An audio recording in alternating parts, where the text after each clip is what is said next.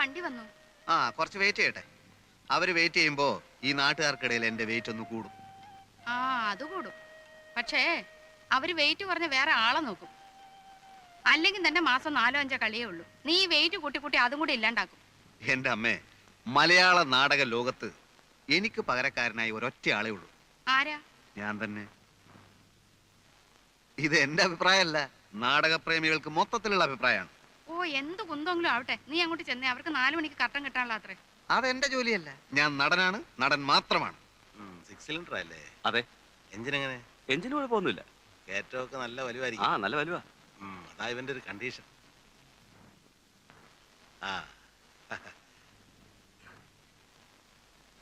പ്രേമം മടക്കമുറിയുടെ അച്ഛനല്ലേ? കണ്ടിട്ട് എന്ത് തോന്നുന്നു? നല്ല ചായ. പണ്ട് മുതലേ കലാകാരന്മാരുടെ കുടുംബമാണ് ഞങ്ങളുടെ. എൻ്റെ ഒരു അമ്മാവനുണ്ടായിരുന്നു, വടക്കേമുറി ഉണിക്കണ്ടൻ നായർ. രാവണവധത്തിൽ ഹനുമാന്റെ വേഷമാണ് കിട്ടുക. ഉടുത്ത് കെട്ടി വന്നാൽ അസൽ ഹനുമാൻ തന്നെ. ആ അമ്മാവന്റെ തനി സ്വരൂപമാ പ്രേമൻ. മതിയച്ച ആളുകളെ വധിച്ചത്. പോവാ. അമ്മാവന്റെ ഹനുമാൻ വേഷത്തിൽ പറഞ്ഞതാ. ഒന്ന് അനക്കി വിട്ട ചേറെ. ഒന്ന് തള്ളിക്കേ. പിടിച്ചേ. കൊടുത്തോ. ഭയങ്കര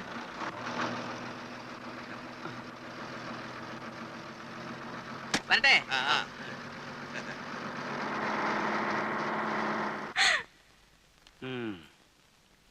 സതി നിർത്തലാക്കാൻ മുൻകൈ എടുത്തത് ആരാന്നാ പറഞ്ഞേ? ഗോപാലകൃഷ്ണ ഗോഖലെ അല്ലേ? അല്ലെന്നോ? എന്നോടോ? നിന്നോടാ ചോദിച്ചത്? ഗോഖല തന്നെ. ഗോഖല തന്നെ. നീ രക്ഷപ്പെടില്ലടാ, നിന്റെ കാര്യം പോക്കാ. ഇങ്ങനെ എല്ലാരും കൂടെ ചവിച്ചാ ഞാൻ ഈ ഗതിയായത്. എങ്ങനെ ശവിക്കാതിരിക്കൂടാ? ഇന്നലെ വരെ രാജാറാം മോഹൻ റായി എന്ന് പറഞ്ഞിട്ട് 24 മണിക്കൂറിന് എങ്ങനെയാ ഗോഖലയായത്? ഇത് നിന്റെ അവസാനത്തെ മാർച്ചാ, നോക്കിക്കോ. ഓ എന്താ ഒരു കണിയാന്റെ ചുമ? ഏട്ടനോടൊരു കാര്യം ചോദിക്കാൻ സെക്രട്ടറി പറഞ്ഞു. എന്താ? ഞങ്ങളുടെ ട്രൂപ്പിന് ഒരു വണ്ടി സ്വന്തമാക്കിയാ കൊള്ളാമെന്നുണ്ട്.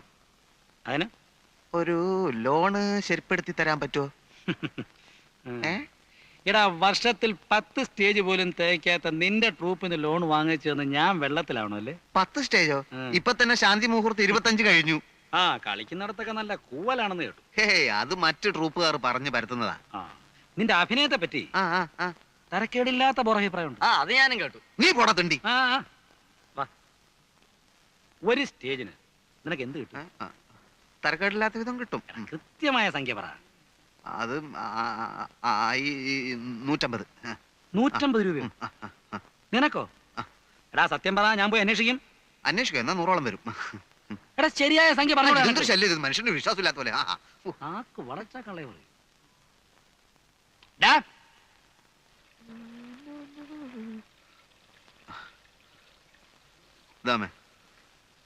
വച്ചടാ, ഇവിടെ ഇപ്പൊ വലിയ അത്യാവശ്യമൊന്നുമില്ല. കുഴപ്പമില്ല, എന്റെ ആവശ്യത്തിനുള്ളതൊക്കെ ഞാൻ എടുത്തിട്ടുണ്ട്. അടുത്ത സീസൺ ആവട്ടെ, ഞാനിവിടെ ഒരു കലക്കും. പല വലിയ സമിതിക്കാരും എന്നെ വിളിച്ചിട്ടുണ്ട്. മാസത്തിൽ 30 ദിവസവും കളിയുള്ളവര്. ഓ, മാസത്തിന് 30 ദിവസം ഉണ്ട്, എനിക്കറിയാം. നീ പോയി കുളിച്ചിട്ട് വന്നേ, എന്നിട്ട് എന്തെങ്കിലും കഴിക്കാൻ നോക്ക്. എന്റെ അമ്മയെ, ഇന്നലെ വടകരയിൽ ഞങ്ങളെ നാടകം കാണാൻ ഒരു സിനിമാ പ്രൊഡ്യൂസർ ഉണ്ടായിരുന്നു. ഭാവി എന്താന്ന് പറയാൻ പറ്റില്ലോ, ചിലപ്പോ എന്റെ ചിത്രവും ചുവരിന്റെ മേലെ വരും. പോയി കുളിക്കടാ.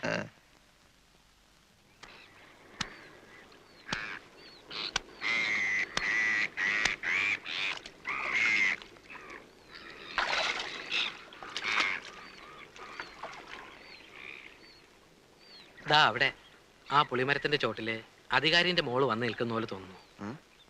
അന്നൊക്കെ എത്ര ദൂരെ നിന്നാലും അവളുടെ കണ്ണിലെത്തി എന്റെ നെഞ്ചു പൊള്ളിക്കുമായിരുന്നു. ഭാനു അല്ലേ? അവക്കിപ്പോ കൊച്ചുങ്ങൾ 2ആയി. ഞാൻ കണ്ടിരുന്നു. മനസ്സിലെ വിഗ്രഹം ഉടഞ്ഞു. പാവാടയും ധാവണിയും തന്നെ അവൾക്ക് ചേർച്ച. ആ ഗോപാലൻ കോൺസ്റ്റബിളിന്റെ മോള് വളർന്നു പോയോ? ഒരൊറ്റ എണ്ണത്തിന് നീ മറന്നിട്ടില്ല അല്ലേ? മരുഭൂമി കിടക്കുമ്പോ ഈ ഓർമ്മകളൊക്കെ അല്ലേടാ ആകെ ഒരു മരിപ്പച്ച. പിന്നെ നിന്റെ ട്രൂപ്പില് നല്ല പെൺകുട്ടികളൊക്കെ കാണുമായിരിക്കല്ലേ? എന്തിനാ? അല്ല, ഞാനൊരു നാടക ട്രൂപ്പ് തുടങ്ങട്ടെ. ഉദ്ദേശം? അത് എനിക്ക് അഭിനയിക്കണമെന്നുണ്ട്. പിന്നെ ഇനി എന്തെങ്കിലുമൊക്കെ ചെയ്യണ്ടേ? വേണ്ട, ഗൾഫ് വിട്ടു വരുന്ന എല്ലാ മലയാളികളും ചെയ്യുന്നതൊക്കെ നീയും ചെയ്താൽ മതി കേട്ടാ. എന്ന് വെച്ചാൽ ഒരു കളർ ഫോട്ടോ സ്റ്റുഡിയോ, അല്ലെങ്കിൽ ഒരു വീഡിയോ ഷോപ്പ്, ഇതൊക്കെ തന്നെ നീയും ചെയ്താൽ മതി. അഭിനയം എന്ന് പറയണത് അല്ലെങ്കിൽ നീ ഒരു കാര്യം ചെയ്യും, നീ ഒരു സിനിമ എടുക്ക്, എന്നെ നായകനാക്കിയിട്ട്. അങ്ങനെ തൊലയാൻ ഞാൻ തീരുമാനിച്ചിട്ടില്ല. എന്റെ അമ്മോ, മുങ്ങിയ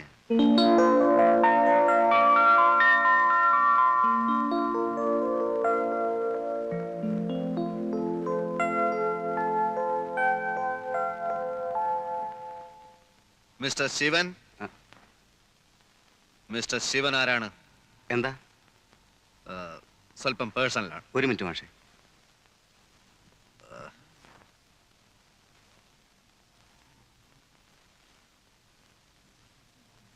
തിരുനെല്ലിക്കാട്ടിൽ വെച്ച് പോലീസിന്റെ വെടിയേറ്റ് മരിച്ച വർഗീസ് എന്ന നെക്സലൈറ്റിനെ പറ്റി കേട്ടിട്ടുണ്ടോ? എനിക്ക് മനസ്സിലായില്ല. അദ്ദേഹം എന്റെ സുഹൃത്തായിരുന്നു. തൽക്കാലത്തെ ചില പ്രശ്നങ്ങൾ കാരണം ഞാൻ നാടകത്തിലോട്ട് മാറിയെന്നേ ഉള്ളൂ. പക്ഷെ പ്രസ്ഥാനത്തിലെ പലരും ഇപ്പോഴും എന്റെ സുഹൃത്തുക്കളാണ്. അല്ല, ആരാ നിങ്ങള്? ഇതൊക്കെ എന്നോട് പറയുന്നത് എന്തിനാ? ഒരു കോങ്ങാടും മറ്റൊരു തലശ്ശേരിയും ഇവിടെ ആവർത്തിപ്പിക്കാൻ എനിക്ക് സാധിക്കുമെന്ന് മനസ്സിലാക്കിക്കോളൂ. താൻ പഠിപ്പിക്കുന്ന പെമ്പിള്ളേരെ പിഴപ്പിക്കാൻ നടക്കുകയാണ് അല്ലേ? നിങ്ങൾക്ക് ആള് മാറിയെന്ന് തോന്നുന്നു. ഇല്ല, ഇനി ഇത് തുടർന്നാൽ തന്റെ ആൾ രൂപം ഞങ്ങൾ മാറ്റും. രമ ഞങ്ങളുടെ ഒറ്റപ്പങ്ങളാണ്. ഓ, ഇപ്പൊ മനസ്സിലായി. നാടകപ്രാന്തനായ ഒരു ചേട്ടനുണ്ടെന്ന് രമ പറഞ്ഞിരുന്നു. പേര് ചന്ദ്രൻ തെക്കേ മുറി അല്ലേ? അല്ല, പ്രേമം വടക്കേ മുറി. ആ, അത് തന്നെ. ഏതോ ഒരു മുറിയുള്ള കാര്യം അറിയാമായിരുന്നു. നിങ്ങളുടെ പുതിയ നാടകത്തിന്റെ പേര്? ശാന്തി മുഹൂർത്തം. ആ, ഏതോ ഒരു മുഹൂർത്തം. അത് കാണേണ്ട ഗതിയാണ് എനിക്കുണ്ടായി. നിങ്ങളുടെ റോളും ശരിയായില്ല, അഭിനയം മഹാബോറും. ഇപ്പോ റിഹേഴ്സൽ നടന്നുകൊണ്ടിരിക്കുന്ന നാടകത്തില് എനിക്ക് നല്ല റോളാണ്. ഞാൻ കലക്കും. എനിക്ക് പ്രതീക്ഷയില്ല. ഇല്ലേ, വേണ്ട. പ്രേമിക്കുന്നെന്ന് പറഞ്ഞ് എന്റെ പെങ്ങളുടെ പുറകെ താൻ ഇനി നടക്കരുത്. സുഹൃത്തെ, ഞാൻ എഴുതിയ ചില കവിതകളിൽ കടന്നു വരാറുള്ള തത്വങ്ങളെ കുറിച്ചാണ് എനിക്ക് ഓർമ്മ വരുന്നത്. ലോക സമസ്ത സുഖിനോ ഭവന്തു, മാ ഫലേഷു കഥാചന. സ്നേഹമാണ് അഖിലസാര മൊഴിയിൽ എന്ന് വെച്ചാൽ ചിറകറ്റ പക്ഷിക്കു ചിറകുമായി നീ ഇനി പിറകെ വരല്ലേ വരല്ലേ. അവസാന യാത്ര പറഞ്ഞു നീ ഇനിയും വരല്ലേ വരല്ലേ. നീ തന്നെ ജനനവും സന്ധ്യേ, നീ തന്നെ മരണവും സന്ധ്യേ. നീ തന്നെ ജനനവും നീ തന്നെ മരണവും നീ തന്നെ സന്ധ്യേ. ചിറകറ്റ പക്ഷിക്കു ചിറകുമായി നീ ഇനി പിറകെ വരൽ. ഇഷ്ടക്കേടുണ്ടായിട്ടല്ല, പക്ഷെ ഇത്ര പെട്ടെന്നൊരു കല്യാണം ഇപ്പൊ തന്നെ പോയി കെട്ടണ്ട. ഉറപ്പ് കഴിഞ്ഞ് നിശ്ചയിച്ച് മുഹൂർത്തം കണ്ടുവച്ച്. അതല്ല, സിനിമാക്കാരെപ്പോഴാ വിളിക്കാന്നറിയില്ല. ഞാൻ പെണ്ണ് കെട്ടിയവനാണെന്ന് നാനയിലോ ചലച്ചിത്രത്തിലോ മറ്റോ ന്യൂസ് വന്നാൽ എന്റെ ഇമേജ് ഇടിയും. സ്ത്രീ ഓഡിയൻസിന്റെ ഇടയ്ക്ക് എന്റെ മാർക്കറ്റ് പൊളിയും. ഇവൻ വിട്ടിയാന്ന് ഞാൻ പറയുമ്പോ നീ വിശ്വസിക്കാറില്ലല്ലോ. ഇപ്പൊ എന്ത് തോന്നുന്നു? ദൈവകൃപ കൊണ്ട് ഒരു സിനിമാക്കാരനും ഒരു കാലത്തും എന്റെ നിന്നെ വിളിക്കുകയല്ല, അതെനിക്ക് ഉറപ്പാ. ചിലപ്പോ വിളിക്കുമായിരിക്കും. ആ എടാ, സ്ഥിര വരുമാനമില്ലാത്ത നിന്റെ കൂടെ പെണ്ണെ അയക്കുന്നതിന് ആ വീട്ടുകാർക്ക് സ്തുതി കൊള്ളണം. നാടക ലോകത്ത് എനിക്കുള്ള പേര് ചേട്ടൻ അറിയില്ലേലും അവർക്കറിയാം. ഞങ്ങളുടെ വയലേലകളിൽ കിളികൾ പാടുന്നു എന്ന നാടകത്തിന്റെ വീഡിയോ കാസറ്റ് ദുബായിൽ ഇറങ്ങി. അത് അവനും കണ്ടിരിക്കും, ചുമ്മാ അതൊന്നും അല്ല. ആവശ്യമില്ലാത്ത കാര്യങ്ങൾ പറഞ്ഞപ്പോ സമയം കളയണ്ട. പ്രേമന് ഇന്ദുവിന് ഇഷ്ടമാണോ അല്ലയോ? ആ എടാ, 2 കല്യാണം ഒരുമിച്ച് നടത്തിയാൽ ചെലവ് അത്രയും കുറയും. അതുകൊണ്ടാ. അല്ല, അതല്ല, സിനിമയിലെ ചാൻസ്. മണ്ണാൻ കട്ടി ഒന്ന് പോടാടും. ചേട്ടൻ ചൂടായിട്ട് കാര്യമൊന്നുമില്ല.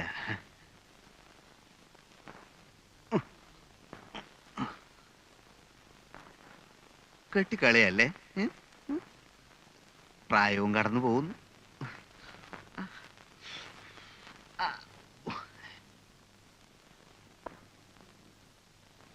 എങ്ങനുണ്ട്?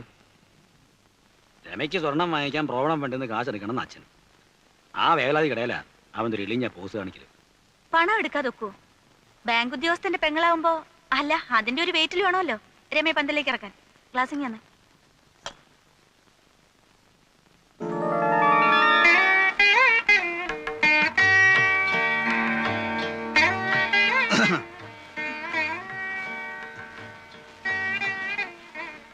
സംഭാവനക്കാരുടെ ലിസ്റ്റ് എടുപ്പായിരുന്നു.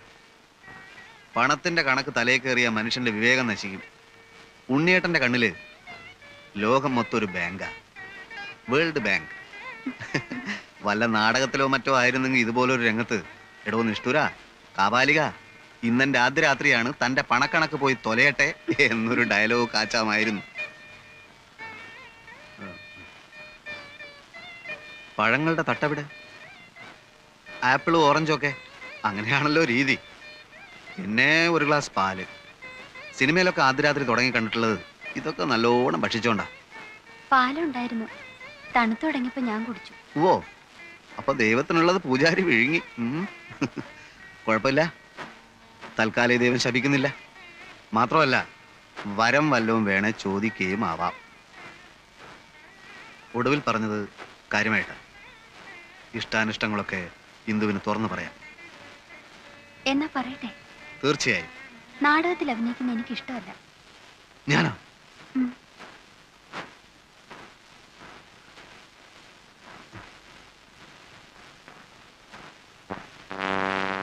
ആദ്യ രംഗത്ത് തന്നെ ആന്റി ക്ലൈമാക്സ് വേണോ എന്റെ ഭഗവാനെ? കണ്ടുമുട്ടിയ ആദ്യ നാളുകളിൽ ഞാൻ കരുതി നീ ഒരു മാലാഖയായിരിക്കുമെന്ന്. ദേവി, എനിക്ക് തെറ്റിപ്പോയി. സത്യത്തിൽ നീ ഒരു കാളസർപ്പമായിരുന്നു. കണ്ടുമുട്ടിയ ആദ്യ നാളുകളിൽ ചേച്ചി പറഞ്ഞത് കേട്ടോ, നമ്മളോട് പുറത്തൊക്കെ ഒന്ന് പോയി വരാൻ, വല്ല സിനിമയ്ക്കോ മറ്റോ. അതൊന്നും വേണ്ട. കണ്ടുമുട്ടിയ ആദ്യ നാളുകളിൽ ഞാൻ കരുതി അത് ഇവിടെ ഇപ്പോ നല്ല സിനിമയൊന്നും ഓടുന്നില്ല. നല്ലതോ ചീത്തയൊന്നും കണ്ടാലല്ലേ പറയാൻ പറ്റൂ. ഇപ്പോ ഇവിടെ ഓടിക്കൊണ്ടിരിക്കുന്ന പടങ്ങളുടെ അഭിപ്രായം അറിഞ്ഞുകൊണ്ട് പറഞ്ഞാ ഞാൻ കണ്ടുമുട്ടിയ ആദ്യ. എനിക്ക് ചീത്ത പടം കണ്ടാ മതി. അങ്ങനെ ഇപ്പൊ കാണണ്ട. കൂടെ കൊണ്ടുപോകാൻ ഇഷ്ടമല്ലെന്ന് പറഞ്ഞാ മതി. അതല്ല, സത്യം പറയാലോ, നമ്മൾ ഒന്നിച്ച് പകൽ വെളിച്ചത്തിൽ നടന്നാല് അതെന്റെ ഇമേജിന് സ്വല്പം മോശമാണ്. എന്ന് വെച്ചാൽ എന്റെ ലേഡീസ് ഓഡിയൻസ് അപ്സെറ്റ് ആവും. മോഹൻലാൽ പെണ്ണ് കെട്ടാൻ പോകുന്ന വിവരം അറിഞ്ഞ് അയാളുടെ എത്ര ലേഡീസ് ഫാൻസാ നിരാശപ്പെടുന്നതെന്ന് അറിയുമോ നിനക്ക്? കെട്ടാത്ത നടന്മാരെ ആ ലേഡീസിന് ഇഷ്ടം. ലേഡീസിന് മാത്രമല്ല, എല്ലാവർക്കും. പിന്നെന്തിനാ കിട്ടിയത്? അല്ലെങ്കിൽ നിങ്ങൾ മോഹൻലാലും മമ്മൂട്ടിയൊന്നല്ലോ. ഇപ്പോഴല്ല, നാളെ ചിലപ്പോ ആയിക്കൂടൊന്നില്ലല്ലോ. വടകരയില് ഞങ്ങളുടെ നാടകം കാണാൻ വന്ന സിനിമാ പ്രൊഡ്യൂസർ എന്നെ കനത്ത രീതിയിലൊന്ന് നോട്ടോട്ടിരിക്കുകയാണ്. തമാശയല്ല, ഒരു മഹാൻ പറഞ്ഞത് എന്താണെന്നറിയോ? ഒരു യഥാർത്ഥ കലാകാരന്റെ അമ്മ അവരുടെ 70-ാം വയസ്സിലും ചെരുപ്പില്ലാതെ നടക്കും. അവന്റെ ഭാര്യ പട്ടിണി കിടന്ന് നരകിക്കും.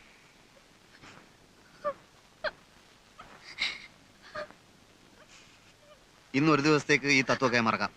മുഖം വീർപ്പിക്കണ്ട. ഉച്ച കഴിഞ്ഞിറങ്ങാം. ഒരു കറക്കം, ഒരു മാറ്റിനി. ചെല്ലു, ഒരു ചായ ഇട്ടുകൊണ്ടുവാ. ചെല്ലാൻ. കണ്ടുമുട്ടിയ ആദ്യ നാളുകളിൽ ഞാൻ കരുതി നീ ഒരു മാലാഖയായിരിക്കുമെന്ന്.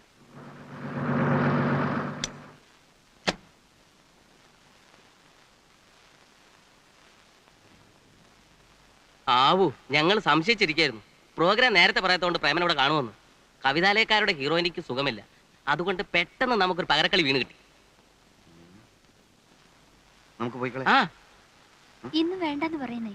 അത് പറ്റില്ല. ആ മഹാൻ കലാകാരന്മാരെ പറ്റി പറഞ്ഞ ഓർമ്മയുണ്ടല്ലോ? ഒരു യഥാർത്ഥ കലാകാരന്റെ ഭാര്യക്ക് ഇതുപോലുള്ള പല ദുർഘട ഘട്ടങ്ങളെയും അതിജീവിക്കേണ്ടതായിട്ടുണ്ട്. പരീക്ഷണമാണ് കുട്ടി, പരീക്ഷണമാണ്.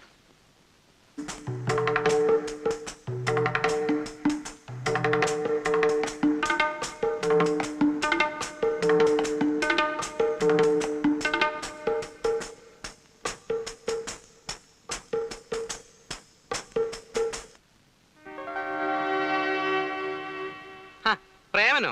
ഞാൻ ഇവിടെ അങ്ങോട്ട് അയക്കാൻ തുടങ്ങിയായിരുന്നു. ഇനിയിപ്പോ നിങ്ങൾ ഒന്നിച്ചു വയ്ക്കോ. അമ്മേ, ഇത്രേ ഉള്ളു കാര്യം. ഞാൻ വന്നത് കുറ്റബോധം കൊണ്ടൊന്നുമല്ല, ഈ ഒരു കാരണം കൊണ്ട് വീട്ടിൽ പ്രശ്നം ഉണ്ടാവണ്ടെന്ന് വിചാരിച്ചിട്ടാ. നടന്നോ? കൊടുക്കാവുന്ന ഒരു ഡോസ് ഞാൻ കൊടുത്തിട്ടുണ്ട്. ഇനി വേദനിപ്പിക്കണ്ട. പെട്ടെന്ന് എന്തെങ്കിലുമൊക്കെ വിളിച്ച് പറയുന്നേ ഉള്ളൂ. അവള് പാവാ. ശരി, അങ്ങനെ ആട്ടെ. അവൾക്ക് വല്ലാത്ത വിഷമായിട്ടുണ്ടാവും. കൂടുതൽ വിഷമങ്ങൾ ഉണ്ടാവാതിരിക്കാൻ ഈ ഒരു വിഷമം നല്ല.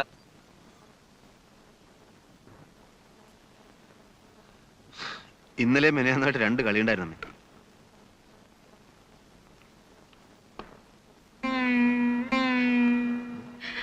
എന്താ അമ്മേ, എന്താ ഉണ്ടായത്?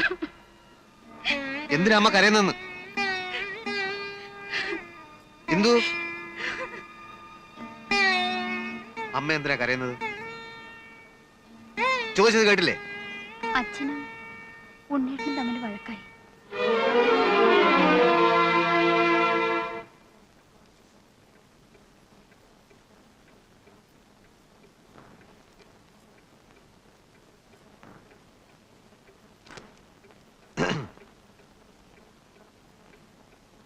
എനിക്ക് ഏട്ടനോട് കുറച്ച് സംസാരിക്കാനുണ്ട്.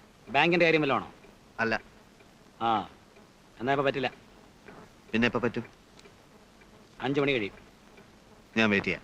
നീ എന്നെ ഉപദേശിക്കാനാ പുറപ്പാടല്ലേ? കാര്യം പറയുന്നത് ഉപദേശമാകുന്നത് എങ്ങനെയാ? അല്ലടാ, കുറ്റം മുഴുവൻ എന്റെ. നിങ്ങളൊക്കെ നല്ലവരും, എല്ലാരും എനിക്കറിയാം. കാര്യങ്ങളൊക്കെ നടന്നു കഴിഞ്ഞപ്പോൾ ഞാൻ അധികം പറ്റായി. ഇതെങ്കിലും മനസ്സിലാക്കാൻ കഴിവില്ലെങ്കിൽ പിന്നെ ഞാൻ എന്തിനാടാ ഈ വീക്കാവും പാസ്സായി ബാങ്കിൽ പോയിരിക്കുന്നത്? വെറുതെ നാട്ടുകാരെ കൊണ്ട് അതും ഇതും പറയിപ്പിക്കുന്നത് എന്തിനാണെന്നാ ഞാൻ ചോദിക്കുന്നത്. നാട്ടുകാരെ കൊണ്ട് ഞാനാണോ പറയിക്കുന്നേ? അവിടെ നിന്ന് ഇറങ്ങിപ്പോവാൻ എന്റെ മുഖത്ത് നോക്കി പറയുമ്പോൾ അതും കേട്ട് ഗണിച്ചുകൊണ്ടിരിക്കാൻ എന്നോട് പറ്റില്ല. അത് തെമ്മാടിത്തരമാണെങ്കിൽ ആ തെമ്മാടിത്തരം ഇനിയും ഞാൻ ചെയ്യും. ചേട്ടൻ ഒരു കാര്യം ചെയ്യും. അത്ര നിർബന്ധമാണെങ്കിൽ ബാങ്കിനടുത്ത് എവിടെയെങ്കിലും ഒരു വീട് വാടകയ്ക്ക് എടുത്തോളൂ. ജോലിക്ക് പോകാനുള്ള സൗകര്യത്തിനാണെന്ന് ആളുകൾ ധരിച്ചോളൂ. എന്തായാലും ഒരു വീട്ടിൽ രണ്ടടുപ്പ് വേണ്ട. എങ്ങനെ എങ്ങനെ എങ്ങനെ വേറെ വീട് വാടകയ്ക്കെടുത്ത് ഞാൻ മാറണം അല്ലേ? നിന്റെ ഉള്ളിൽ ഇതിപ്പോ എനിക്കിപ്പോ മനസ്സിലായടാ. അങ്ങനെ എന്നെ അവിടെ നിന്ന് പുകച്ച് പുറത്ത് ചാടിക്കുക. അങ്ങേത് ഇറങ്ങിപ്പോകാൻ പറഞ്ഞു, നീ അത് കുറച്ച് മയത്തിൽ പറഞ്ഞു. അയ്യോ അതല്ല ഉണ്ണിയേട്ടാ. വേണ്ടടാ, ഇതൊക്കെ മനസ്സിലാക്കാനുള്ള സാമാന്യ ബുദ്ധിയെങ്കിലും ഈ കൃഷ്ണൻ ഉണ്ണിക്കുണ്ട്. കുന്തുണ്ട്. എന്ത് പറഞ്ഞാലും ദോഷം മാത്രം കാണുന്ന ഒരാളോട് ഒന്നും പറഞ്ഞിട്ട് കാര്യമില്ല. തെളിച്ചു പറയടാ. പോത്തിന്റെ ചെവിയിൽ വേദമോതരുത്, അതല്ലേടാ നീ ഉദ്ദേശിച്ചത്? മനുഷ്യനെ വട്ടുപിടിപ്പിക്കരുത്. അച്ഛൻ പറഞ്ഞതാ ശരി. അച്ഛൻ എന്തു പറഞ്ഞു? എന്നോട് മിണ്ടരുത്, ഞാൻ താമസിക്കുന്നിടത്ത് വരരുത്, അല്ലേ? അച്ഛൻ പറഞ്ഞാ ശരി.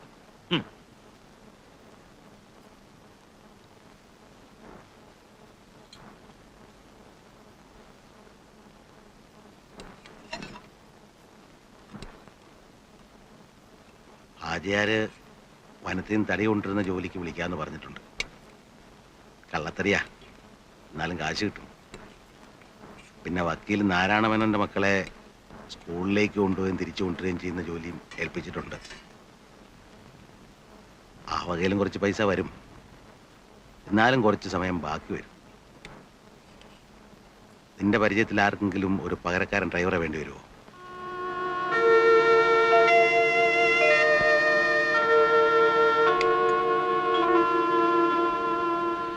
കടം വീട്ടിന്റെ മോനെ.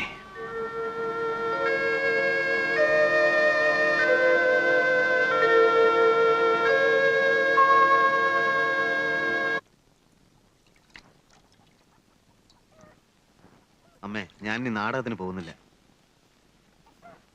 നാരായണൻകുട്ടി മേനോന്റെ റേഷൻ കടയിൽ കാർഡ് പതിപ്പിക്കാൻ ഒരാൾ വേണമെന്ന് പറഞ്ഞിരുന്നു. ശമ്പളം കുറച്ചേ ഉണ്ടാവും, എന്നാലും സ്ഥിരമായിട്ടൊരു വരുമാനമാവുമല്ലോ. മാത്രമല്ല കുറച്ചു കാലം കഴിഞ്ഞാൽ അതിന്റെ നടത്തിപ്പ് നമുക്ക് കിട്ടുമോ നോക്കാം. നാടകം നിർത്തുമെന്ന് പറയുമ്പോ നിനക്ക് അതൊന്നും സാരമില്ലമ്മേ. അച്ഛനെ സഹായിക്കാൻ ഞാൻ ആലോചിച്ചിട്ട് വേറെ മാർഗമൊന്നും കാണുന്നില്ല.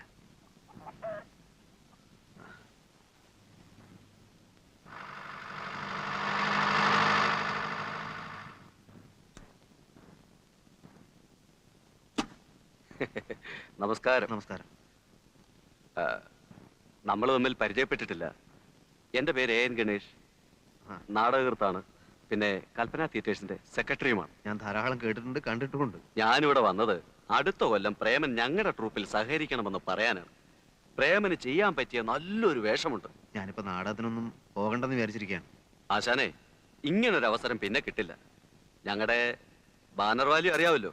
നമ്മുടെ TK-യാണ് ഡയറക്റ്റ് ചെയ്യുന്നത്. പക്ഷേ ഞാനത് ആശാനെ, കാശിന്റെ കാര്യത്തിൽ പേടിക്കണ്ട. ഇതാ 5000 രൂപയുണ്ട് അഡ്വാൻസ്. ഓരോ നാടകത്തിനും 25 വെച്ച് പിടിക്കും.